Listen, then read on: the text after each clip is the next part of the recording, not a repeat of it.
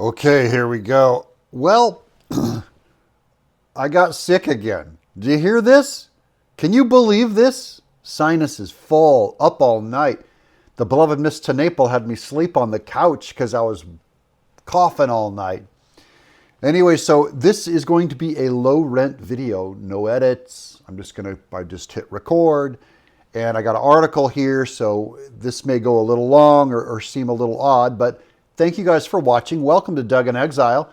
I'm still going to try and knock out some videos today, but there's not going to be a thumbnail. It's going to be from right here. Up it goes. Here we go. This is from The Hill. Which Supreme Court justices threw Trump an immunity lifeline? What's this about? This is about Trump going before Jack Smith once again. And the Supreme Court, these are still kind of the liberals over at The Hill angry about the Supreme Court agreeing to see the case, even though they're not going to be able to see it before the election. Here we go. Well, they might see it before the election. I could be wrong on that. Okay.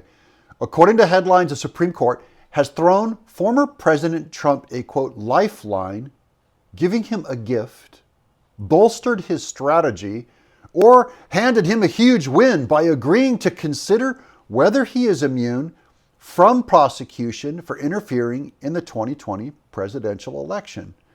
Now,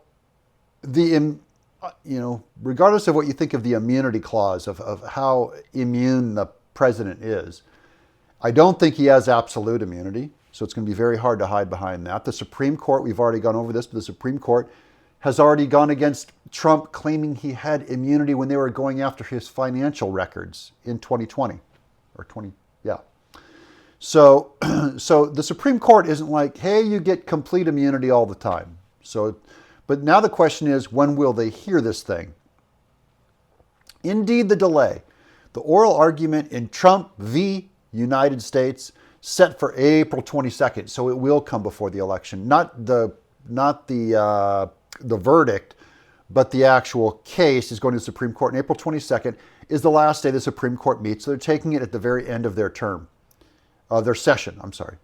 And special prosecutor Jack Smith's case, suspended in the meantime, means that Trump may escape trial before the November election, but is not quite accurate to say that the Supreme Court as a whole is responsible for providing him with the political advantage he was after.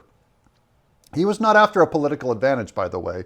He was simply after a free speech right to talk. So this article is already spinning it that he's after an advantage. Look, he's trying to survive. He's trying to stay out of jail. He's trying to keep from being labeled as an insurrectionist.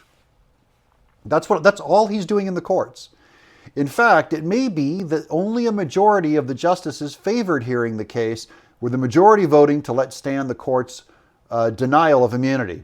Justice Clarence Thomas, despite having a glaring conflict of interest when they say that, that's them saying that his wife, Ginny, being part of the J6 or being sympathetic to the J6 protesters, they call that a glaring conflict of interest, which is stupid, but this is probably a lefty or a rhino working for the Hill, that he might even decide the deciding vote.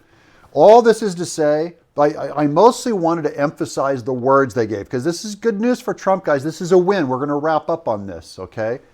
Trump got a lifeline. Trump got a gift. Trump was bolstered with his strategy and was handed, quote, a huge win, according to this article that is written by Never Trumpers. So take the win, guys. This is good for Trump's timing. If you believe he's still going to win this, let us know in the comments below. Put a great big, I will only vote for Trump in 2024. I'm Doug in Exile. Boop.